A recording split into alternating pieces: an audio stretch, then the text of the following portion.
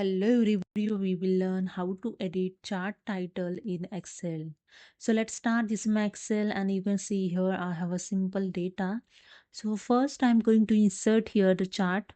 To insert chart, go simply select the full data and go to the insert tab.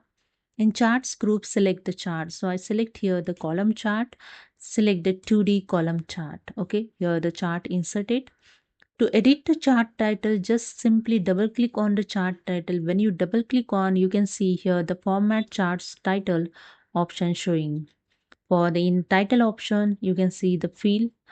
When you click on the solid field, you can see here the some color option showing. You can change here the different color for your title background. Okay, see, and here the border, if you want to add the border, so you can change here the different color for your border. You can increase the thickness of border. You can see here the changes, and you can use here the different style of border also. So I select a different one, you can see here. Okay, so this is the way you can edit your chart title in Excel. So hope you understood. If you like this, please subscribe. Thank you so much.